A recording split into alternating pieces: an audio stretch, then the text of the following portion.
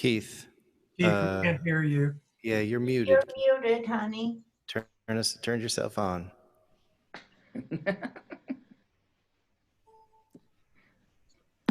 Sorry There. about that. Oh my God. Well, thank you. Hello, everyone. I'm delighted you have joined us today. Reverend Janice, thank you for trusting in me once again. But ladies and gentlemen, first, I will tell you 3 stories and then reiterate why I told you those stories. But first, I want to respond to a question. And the question was this: how important is it to set an intention to improve the experiences of our lives and the lives of all? First of all, it is essential to set an intention. And in the words of Mary Morrissey, if the intention is to improve the lives of others, then it must pass the following test. Does your intention make you feel alive? Does your intention align with your core values? Does your intention require you to grow? Do you need help from a higher power to make this intention a reality? Is there good in your intention for others? Now, for the first story, like I said, I'm going to tell 3 stories. My sister requested a link for this talk. I don't know whether or not she's on, but anyhow, Brenda's my older sister, and I love her dearly, you know. However, her narrative of me was not my narrative. When I was told in 2007 that there were cancerous cells on my prostate, I debated whether or not to tell anyone, including my siblings and children. They were not raised in this philosophy and would understandably be concerned. I did inform the woman, however, that I was dating at the time, and she asked me, "Are you going to tell them?" Well, eventually I did. My children complied, and my sister Brenda, on the other hand, took more work. Whenever she called to inquire about my physical condition, she would ask questions like, "How are you doing? Did you have a treatment?" I had to keep letting her know that I am not my body. Yes, it is my vehicle in this world, but it is not me. I would continue to exist without it. I knew she cared, but her calls were reminders that I was not whole, perfect, and complete. I welcomed her concern and love, but my preference was for her to see me and not the condition. I wanted her to see me and not the disease. So now I ask you, whose narrative have you been living by? Yours or someone else's? Give this some thought. Because if you want all things to work together for good for you, you must control your life narrative. And you know, this goes beyond just the personal level, you know. It also goes into the national and global narrative. Whose narrative are you living by?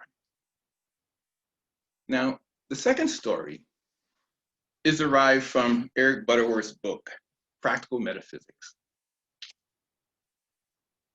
Look at your lives and ask yourself, this is one of the questions that was in the book.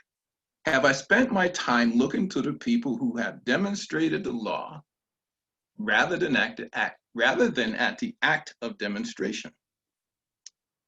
In other words, have you ignored what made their demonstrations possible? Have you worshiped precedents or principles?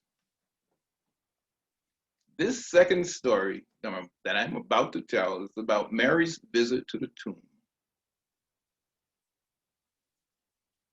Mary arrived at the tomb where Jesus had been laid. She gets there and finds the stone rolled away. She looked inside, and his physical body was not there, and she lamented, "Where have they taken my Lord?" The Art of Life book study and discussion group will be exploring and hopefully answering that very question. Had Mary focused on the act of demonstration and not upon the one who demonstrated it, in this case, Jesus, her lament would have never been voiced. Like Mary, have you cried out, "Where have they taken my Lord?" When have you misjudged a precedent or a principle? It is the application of principles that make all things work together for our good. I do not want you to arrive at the tomb of your belief and lament, "Where have they taken my Lord?" I do not want you to arrive at the tomb of your, I'm repeating myself, and lament, "Where have they taken my Lord?" I had the unfortunate experience of witnessing this phenomenon following the death of my mother's husband and my dad. As for Mary, she had not yet developed spiritual discernment. The Center for Spiritual Living, Tucson, exists for that very purpose and reason. We want you to see and to know the principles that produce the good, whatever it may be for you. We would like for you to develop the mind of a metaphysician. We would love for you to leave the Mary mind, the condition-based living mind, the race mind, and the reptilian brain, and enter into the mind that passes all understanding. That is why we are here. Now, although devout and sincere, Mary had worshiped a mortal man and had not yet internalized his teachings. What did he teach? He basically taught that we are gods and that it is done unto us as we believe. Had Mary understood the teachings, her Lord would have remained with her. The science of mind philosophy offers a scientific approach to reunification with the one in whom we live, move, and have our being. That is not a person. It is a principle. In this philosophy, no one has to go to the tomb of their belief and find it empty. When we choose principle over precedent, we will not lament, "Where have they taken my Lord?" Our third story is this, and many of you have heard this story. An old farmer had worked his crops for many years, and one day his horse ran away. Upon hearing the news, his neighbors came to visit. "Such bad luck," they said sympathetically. "Maybe," said the farmer replied. The next morning, the horse returned, bringing with it 3 other wild horses. "How wonderful," the neighbors exclaimed. "Maybe," replied the old man.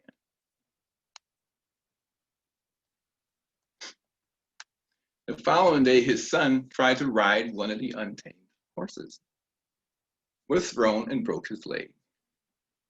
The neighbors again came to offer their sympathy for what they called his misfortune.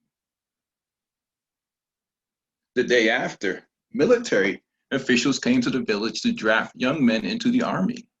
Seeing that the son's leg was broken, they passed him by. The neighbors congratulated the farmer on how well things had turned out. "Maybe," said the farmer. So in this story, the farmer had maintained an open mind. He made no determination as to whether something was good or bad. He stayed with principle and made no judgment of the precedents. life remained fluid for him.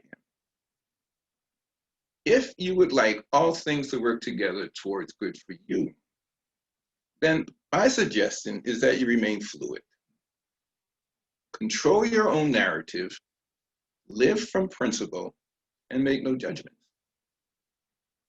Now, before closing, I will paraphrase today's spiritual thought with additional words of Ernest Holmes. You must have complete conviction in the reality of your own word, in the way you use it, in the law that is going to operate upon it, and in the result which this principle is going to produce. You must have definite, concrete, and specific faith. You must believe that the things you desire, you now have. Thus, I have told you what I said I would tell you, and I will now leave you with this. There is one life. That life is perfect. That life is God's life. And that life is our life now. Thank you.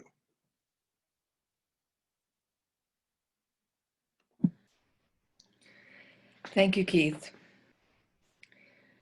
So I'll take us into the prayer, and I will start where Keith ended.